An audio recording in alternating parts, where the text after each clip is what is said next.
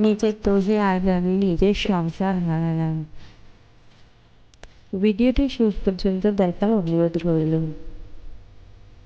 আমার স্বামীর কোনো দোষ ছিল না। আমি একজন মধ্যবিত্ত পরিবারের মেয়ে।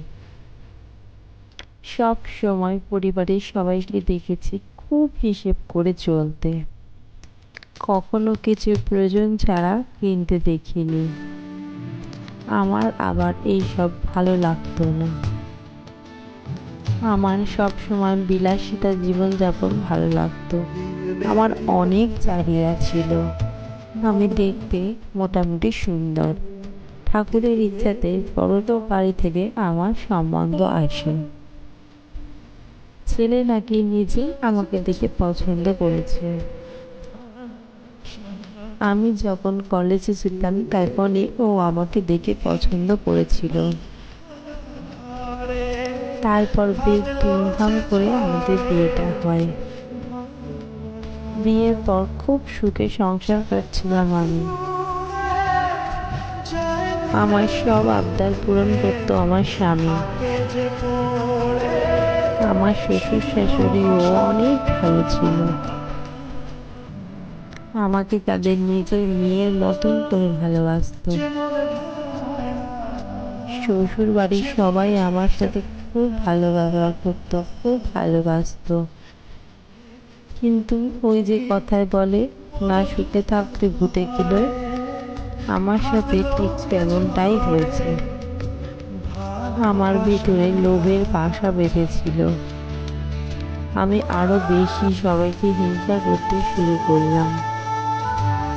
আমার তখন শুধু একটাই কথা মনে হতো,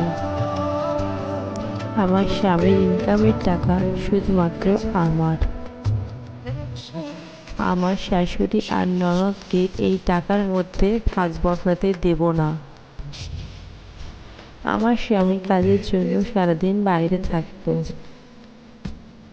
বাড়িতে ফিরত তখন আমি মুখ ভার করে ঘরে বসে থাকতাম। সে আমাকে কিছু জিজ্ঞাসা করলে আমি তার মায়ের নামে মিথ্যে কথা বলতাম। আমার শাশুড়ির সাথে আমি অনেক খারাপ ব্যবহার করতাম। আমার শাশুড়ি কোনো কিছু চাইলে আমি দিতে চাইতাম না। ননদের হাত খরচের টাকাটাও আমি কম করে দিতাম।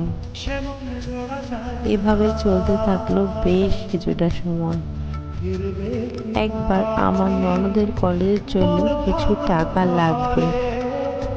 যদিও টাকাটা আমার স্বামী আমার কাছে দিয়ে বলেছিল, আমার ননদকে সকালে যেন আমি টাকাটা দিয়ে দেই।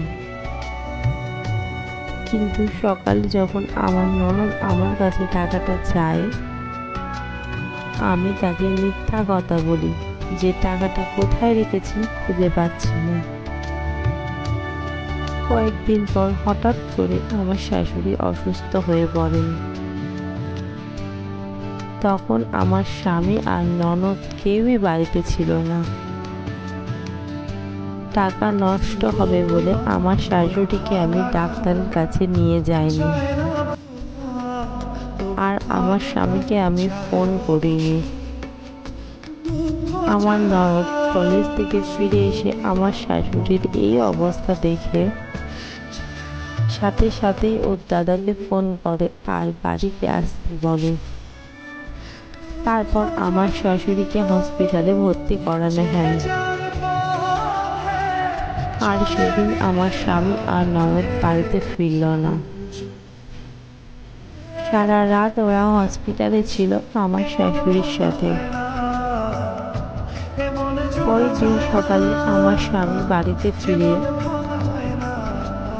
তবে সে একা নয়, আমার বাবাকেও সঙ্গে করে নিয়ে আসে। আমি কিছু বুঝে ওঠার আগে আমার বাবা আমার হাত ধরে বাড়ি থেকে বের করে নিয়ে যায়। আমাকে এক কাপড়ে বাড়ি থেকে বের করে নিয়ে আসে। আমার বাবা আমার সাথে একটাও কথা বলে না, শুধু বলে তোর জন্য আমি খুবই লজ্জিত। আমার স্বামী শুধু একটা কথাই বলে, তোমার তো লোভ কিসের? সব কিছুই তো পাচ্ছিলে তুমি, কোনটার অভাব ছিল তোমার? তোমার এতটাই লোভ যে তুমি আমার মায়ের সঙ্গে এরকম কাজ করলে? তারপর আমি আমার স্বামীর কাছে অনেকবার ক্ষমা চাইলাম, আমার স্বামীর পা ধরে অনেক কান্নাকাটি করলাম। সে তার সিদ্ধান্ত বদলালো না। এখন আমি আমার বাবার বাড়িতে থাকি, ভাইয়ের সংসারের কাজের লোক হিসেবে। কি ভাবছেন, নিজের দোষগুলো কেন আমি নিজেই এবার বলছি? সব সময় শাশুড়ি আর শ্বশুর বাড়ির লোক খারাপ হয় না, কিছু কিছু ছেলের বউরা অনেক খারাপ হয়, যারা শাশুড়িকে নিজের মায়ের মতো মনে করতে পারে না। তাহলে শাশুড়িরা কিভাবে বৌমাকে নিজের মেয়ের মতো ভাববে? সব শেষে স্বামী সংসার সবই হারালাম। ওই যে কথায় আছে না, অতি লোভে তাঁতি নষ্ট,